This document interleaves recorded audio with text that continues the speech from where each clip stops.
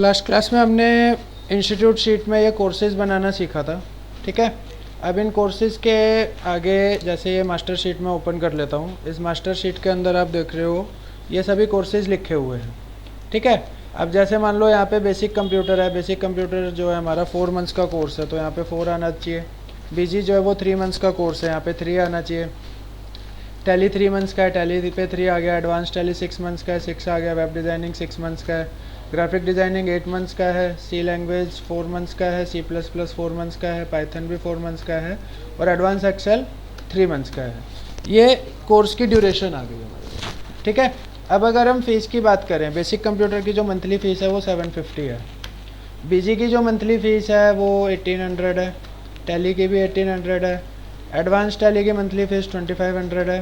Web designing की monthly fees 1700। Graphic designing की 1500। सी language की 2500। C plus plus 2500। पाइथन 2500 और एडवांस एक्सेल की 3500। तो ये मंथली फ़ीस हो गई और ये इसकी ड्यूरेशन हो गई। अब इसको हमें इंस्टीट्यूट शीट में अप्लाई करना है। कैसे अप्लाई करना है कि जैसे मान लो मैं यहाँ से कोई भी कोर्स सिलेक्ट करूँ, सपोज़ मैंने बेसिक कंप्यूटर सिलेक्ट करा, तो बेसिक कंप्यूटर की ड्यूरेशन में ऑटोमेटिक 4 आ जाना चाहिए और फीस में 750 आ जाना चाहिए, ठीक है। अगर मैं यहाँ से दूसरा कोई कोर्स सिलेक्ट कर रहा हूँ, बीजी सिलेक्ट कर रहा हूँ, तो बीजी की ड्यूरेशन में बीजी की ड्यूरेशन आ जानी चाहिए 3 मंथ्स और फीस में 1800 आ जाना चाहिए, जो उसकी मंथली फ़ीस है। समझ आया करना क्या है? चलो बढ़ते हैं आगे। मेन है कि आपको जो ये स्पेलिंग्स हैं, इन स्पेलिंग्स का बहुत अच्छे से ध्यान रखना है। इन स्पेलिंग्स को मैं एक बार कॉपी कर लेता हूँ और यहाँ पे पेश कर देता हूँ अपने रेफरेंस के लिए, ताकि मुझे बार बार पीछे ना जाना पड़े कि मैंने क्या स्पेलिंग उसकी डाली हुई है। अब मैं ड्यूरेशन में फॉर्मूला लगाने वाला हूँ, इक्वल टू इफ़ का मतलब होता है यदि। कोर्स कौन से सेल में है मेरा? C2 में। इफ़ C2 की वैल्यू अगर हो जाती है बेसिक कंप्यूटर, तो ड्यूरेशन में क्या आना चाहिए? 4 आना चाहिए, ठीक है। ये मैंने फॉर्मूला लगाया। अगर बेसिक कंप्यूटर नहीं होता तो मैं एक और इफ़ लगाऊंगा, C2 equal to basic computer नहीं होगा तो क्या होगा? उसमें बिजी होगा। अगर बिजी होगा तो क्या आ जाना चाहिए? 3 आ जाना चाहिए। अगर बिजी भी नहीं होता तो if C2 equal to tally, तो हम इन्वर्टेड कोमा में डाल देंगे टैली। अगर टैली हो जाता है तो क्या होना चाहिए? 3 होना चाहिए, ठीक है। अगर टैली भी नहीं होता तो क्या होगा? एडवांस टैली होगा। If C2 equal to advanced Tally, advance Tally होता है तो क्या होना चाहिए? 6 मंथ्स होना चाहिए, तो यहाँ पे 6 आ गया, ठीक है। अगर एडवांस टैली भी नहीं होता तो C2 इक्वल टू होगा वेब डिज़ाइनिंग।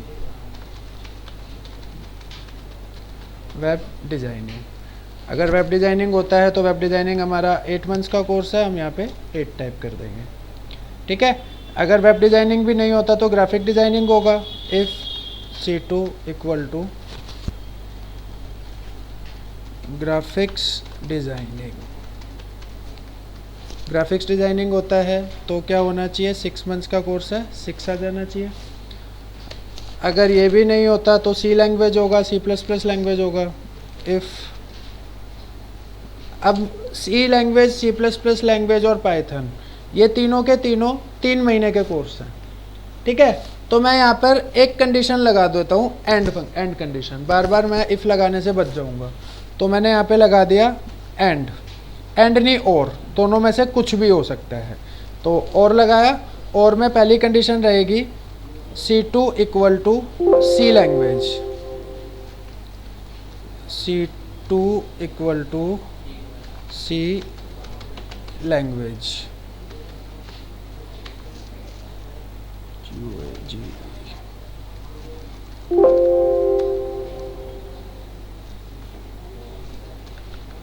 इन्वर्टेड कॉमा लगाना भूल गए। C2 equal to C language पहली कंडीशन। दूसरी कंडीशन रहेगी C2 equal to C++ language, और तीसरी कंडीशन रहेगी C2 इक्वल टू पाइथन। ठीक है, तीनों में से कुछ भी हो सकता है, तो उस केस में हमारी वैल्यू जो होगी वो आएगी 3। ठीक है, तो हमने यहाँ पे और फॉर्मूले को कंबाइन कर दिया इफ़ के साथ। 3 अलग अलग इफ़ लगाने से बच गए हम, नहीं तो मुझे सी लैंग्वेज के बाद एक और इफ़ लगाना होता, C++ के बाद एक और इफ़ लगाना होता, और पाइथन के बाद फिर एक और इफ़ लगाना पड़ता। तो वो मैंने एक ही बार और फंक्शन के अंदर कंबाइन करके उसको मैंने कर दिया। इसके बाद अगर ये भी नहीं होता तो एडवांस एक्सेल होगा। If C2 equal to advanced Excel. Advance Excel जो है वो 3 मंथ्स का है, तो उसको भी वहाँ डाल देना चाहिए था, बाकी भूल गए डालना, तो इसको हम यहाँ पे डाल देंगे ऐसे। इसके बाद सिंपल लास्ट में हम इन्वर्टेड कॉमा को ओपन करके क्लोज कर देंगे, ताकि इनमें से अगर कोई सा भी कोर्स नहीं होता तो वहाँ पे ब्लैंक आ जाए। अब जितने ब्रैकेट्स हमने ओपन करे हैं उतने ब्रैकेट्स हमें क्लोज करने पड़ेंगे। तो ये हमारे सारे ब्रैकेट्स क्लोज हो गए और लास्ट में एंटर कर दिया। तो देखो यहाँ पे 3 मंथ्स आ रहा है। ठीक है, अब यही फार्मूला मुझे सबके लिए लगाना है, तो मैं इस फार्मूले को ड्रैग कर दूंगा, तो ये सबके लिए लग गया। अब जैसे मान लो बिजी है, मैं बिजी के बदले यहाँ पे सिलेक्ट करता हूँ बेसिक कंप्यूटर, 4 मंथ्स हो गया। अगर मैं यहाँ पे पाइथन के बदले सिलेक्ट करता हूँ एडवांस एक्सेल, तो 3 मंथ हो जाना चाहिए, बट यहाँ पर नहीं आ रहा है। वो क्यों नहीं आ रहा है? क्योंकि मेरे से शायद स्पेलिंग मिस्टेक हो गई है।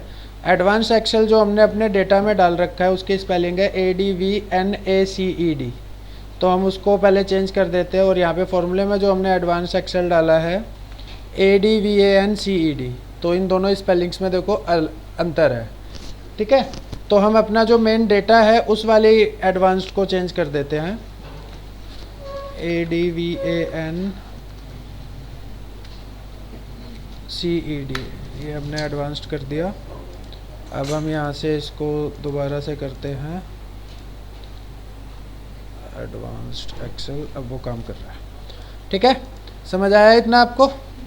ऐसे ही सी लैंग्वेज में भी कुछ हमारी शायद स्पेलिंग में मिस्टेक हुई है, यहाँ पे CLANGUAGE, और फॉर्मूले में जो हमने डाला है CLANGUGE आ गया, GUAGE होगा। ठीक है, तो अब ये इस पे भी काम करेगा। तो स्पेलिंग्स का आपको बहुत अच्छे से ध्यान रखना होगा। जब स्पेलिंग्स आपकी बिल्कुल सही होगी तभी आपका ये फॉर्मूला यहाँ पे काम करेगा। समझ में आया? अब मुझे फ़ीस कैलकुलेट करनी है। फ़ीस जो होगी वो भी इसके अकॉर्डिंग ही रहेगी, सब कोर्सेज़ की अलग अलग फ़ीस है ना? तो हम क्या करते हैं, जो हमारा ये फार्मूला हमने यहाँ पे ये ड्यूरेशन वाला लगाया है, इस पूरे फार्मूले को कॉपी कर लेते हो। फार्मूले को कॉपी करने के लिए आप क्या करोगे, यहाँ पे फार्मूला लगाया, F2 का बटन दबा देंगे, जिससे हमारा एडिट करने का ऑप्शन खुल जाएगा, और इस पूरे फार्मूले को शिफ्ट और एरो की हेल्प से हम सिलेक्ट कर लेंगे। ये हमने इसको कर दिया सिलेक्ट। सिलेक्ट करने के बाद Ctrl+C से कॉपी करेंगे, कॉपी हो गया, और कॉपी होने के बाद फीस में जा कर के हम इसको पेस्ट कर देंगे। तो और पेस्ट करने के बाद फिर से F2 दबाओगे, फिर से आपका एडिट ऑप्शन खुल जाएगा। अब हम यहाँ पर जो हमने ड्यूरेशन डाली थी, बस इस ड्यूरेशन के बदले फ़ीस को अपडेट कर देंगे। बेसिक कंप्यूटर की फ़ीस थी 750, तो वहाँ 4 के बदले हमने 750 कर दिया। बीजी की फ़ीस थी 1800, तो हमने यहाँ पे 1800 कर दिया। टैली की फ़ीस थी 1800, तो हमने यहाँ पे टैली को भी 1800 कर दिया। एडवांस टैली की फ़ीस थी हमारी 2500, तो हमने यहाँ पे इसको 2500 कर दिया। वेब डिज़ाइनिंग की फ़ीस थी हमारी 1700, तो इसको 1700। समझ में आ रहा है? ग्राफिक्स डिज़ाइनिंग की फ़ीस थी हमारी 1500, तो हमने इसको 1500 कर दिया। और सी लैंग्वेज, C++ और पाइथन, इन तीनों की फ़ीस थी हमारी 2500, तो हमने यहाँ पे 2500 कर दिया। और एडवांस एक्सेल की फ़ीस थी हमारी 3000, तो इसको हमने 3000 कर दिया। ठीक है, जो भी एडिटिंग करनी हो, एडिटिंग करने के बाद आप जब एंटर करोगे तो वहाँ पे फिर वो फीस दिखाने लग जाएगा। आपने यहाँ से जैसे ही कोर्स चेंज करा, ऑटोमेटिक उसकी फ़ीस और ड्यूरेशन अपडेट हो जाएगी। समझ में आया? नहीं समझ आया? आ गया। तो आवाज़ से तो लग नहीं रहा समझ आया आपको। अब आप इसको ड्रैग कर दोगे तो ये पूरा फॉर्मूला हर जगह लग गया। अब आप जहाँ पे भी जाओगे आपको सिंपली यहाँ पर सिर्फ इसका कोर्स सिलेक्ट करना है, ऑटोमेटिक उसका वहाँ पे शो कर जाएगा। ठीक है, अब यहाँ पे ये फ़ीस आपकी शो हो गई। अब ये फ़ीस में आपका रुपीज़ नहीं आ रहा है लिखा हुआ, है ना। तो इसके लिए आप क्या करोगे, जैसे यहाँ पे जैसे 3 मंथ्स आ रहा है तो यहाँ पे रुपीज़ भी तो आना चाहिए ना इसके स्टार्टिंग में। तो उसके लिए हमने यहाँ पे पहले से एक एडिटिंग कर रखी है। उस एडिटिंग में आप क्या करोगे, इसको जहाँ तक भी आपको लेकर आना है वहाँ तक आपने सिलेक्ट करा। सिलेक्ट करने के बाद यहाँ पे नंबर दिखाई दे रहा है, नंबर में जनरल पे जाना है और यहाँ से मोर नंबर फॉर्मेट्स पे क्लिक करना है। मोर नंबर फॉर्मेट्स पे क्लिक करोगे और यहाँ से कस्टम पे जाओगे। कस्टम पे क्लिक करा और कस्टम पे क्लिक करने के बाद आपको ये जनरल दिखाई दे रहा है, जनरल को हटा करके स्टार्टिंग में क्या लेकर आना है आपको, रुपीज़। तो इन्वर्टेड कॉमास के अंदर आप RS टाइप कर दोगे इसमें, ठीक है, और उसके बाद 0 टाइप कर दोगे। अगर स्पेस देना है तो इन्वर्टेड कॉमा के अंदर एक स्पेस दे दो और बाद में 0 टाइप कर दो। तो यहाँ पे ₹2500 ऊपर सैंपल में आ गया लिखा हुआ। उसके बाद आप इसको कर दोगे ओके, तो सबके पहले रुपीज़ लिखा हुआ ऐसे आपका आ जाएगा। समझ में आया। इसके बाद आपको डालनी है यहाँ पे टोटल फीस। टोटल फीस क्या होगी आपकी, जो भी मंथली फ़ीस है उसको जब आप ड्यूरेशन से मल्टीप्लाई करोगे तो वो आपकी टोटल फीस कैलकुलेट हो जाएगी, ठीक है। इसके अलावा हम यहाँ पर कुछ रजिस्ट्रेशन फ़ीस और एग्ज़ाम फ़ीस भी लेते हैं। तो हम यहाँ पे टोटल ना हटा लगा करके एक कॉलम हम बना देते हैं रजिस्ट्रेशन फ़ीस, और रजिस्ट्रेशन फ़ीस के बाद एक कॉलम बना देते हैं एग्ज़ाम फ़ीस, और इसके बाद हम बनाएंगे टोटल फ़ीस, ठीक है। अब रजिस्ट्रेशन फ़ीस जो है वो हर कोर्स की 500 है, तो हमने यहाँ पे हर कोर्स के लिए 500 कर दिया, ठीक है। एग्ज़ाम फ़ीस जो है वो हर कोर्स किसी की 300 है, किसी की 500 है, तो अभी हम एग्जाम्पल के लिए 500 ही डाल देते हैं और हम यहाँ पे सबके लिए ड्रैग कर देंगे इसको। अब हमें टोटल फ़ीस कैलकुलेट करनी है। टोटल फ़ीस क्या होगी, duration into monthly fees plus registration fees plus exam fees, यही होगी टोटल फ़ीस। जनरल फार्मूला है, कोई इसमें आपको रॉकेट साइंस नहीं लगानी है फार्मूले में।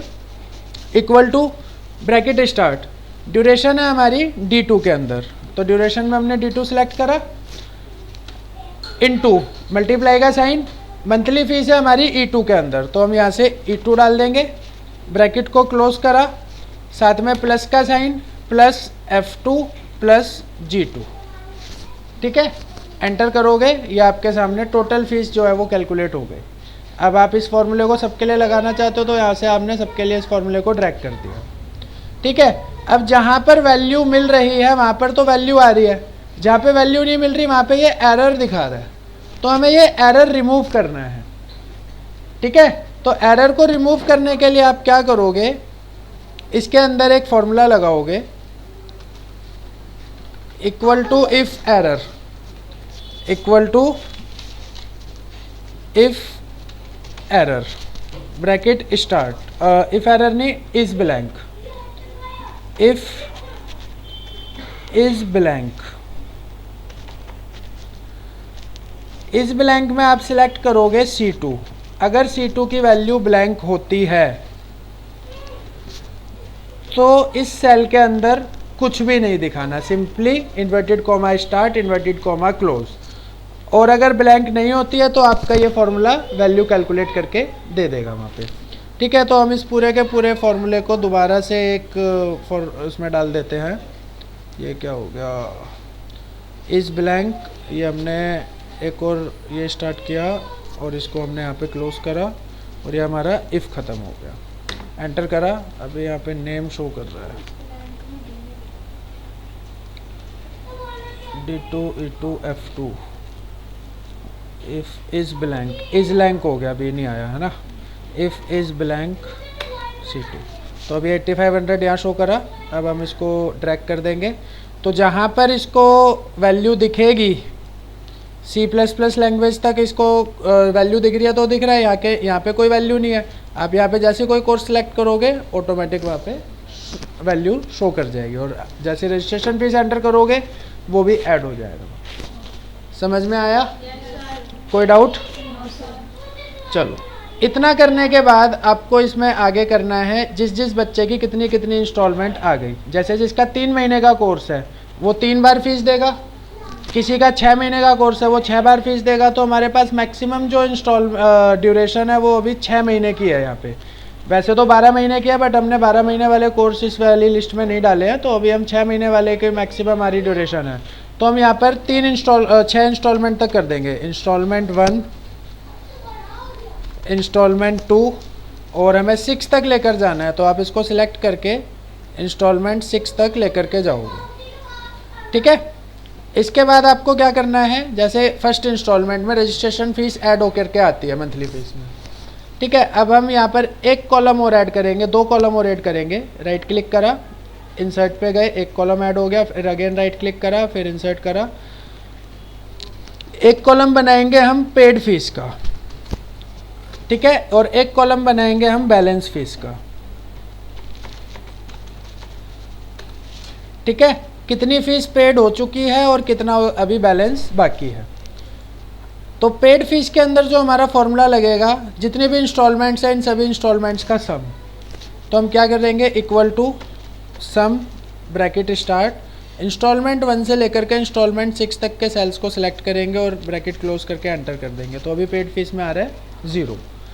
बैलेंस फीस हमारा क्या रहेगा, जो भी हमारी टोटल फीस आई है, टोटल फीस है हमारी H2 में, इसमें से माइनस कर देंगे I2 को, तो ये हमारी बैलेंस फीस हो जाएगी। तो अभी हमने एक भी इंस्टॉलमेंट पे नहीं करी है, तो पूरा 16,000 रुपये का बैलेंस है। अब मान लो बच्चे का एडमिशन हुआ है, एडवांस टैली में एडमिशन लिया, 2500 प्लस 500 3,000 रुपये उसने पे करे, तो पेड फीस देखो ऑटोमेटिक 3,000 हो गया और बैलेंस फीस हमारा घट गया। अगली इंस्टॉलमेंट में फिर से हमारे पास 2500 रुपये पे करे, फिर 2500 रुपये पे करे, फिर 2500 रुपये पे करे। अब मान लो चौथे मंथ के बाद स्टूडेंट हमसे पूछता है कि सर मेरा कितना बैलेंस है मुझे बताओ, तो ये शीट हमने बना रखी है, हम उसका देख करके उसको बता देंगे ईजिली। 5वीं इंस्टॉलमेंट भी 2500 पे हो गई। अब लास्ट इंस्टॉलमेंट में एग्ज़ाम फीस के साथ पेमेंट करनी होती है, यानी कि 2500 प्लस 500 3,000। तो आप देखोगे पेड फीस पूरी हो जाएगी और बैलेंस फीस 0 हो जाएगी जब आपकी सारी इंस्टॉलमेंट्स पे हो जाएगी। समझ में आया? कोई भी डाउट? अब आपको इसकी प्रैक्टिस करनी है, कोई डाउट आता है तो वो पूछना है। ठीक है, ड्रॉप डाउन लिस्ट अगर बनाना सीखना है तो इससे पहले वाली वीडियो में ड्रॉप डाउन लिस्ट बनाना सिखा रखा है, आप उसको देख सकते हो। ठीक है, नहीं तो आप मुझसे पूछ सकते हो क्लास में, मैं समझा दूंगा आपको।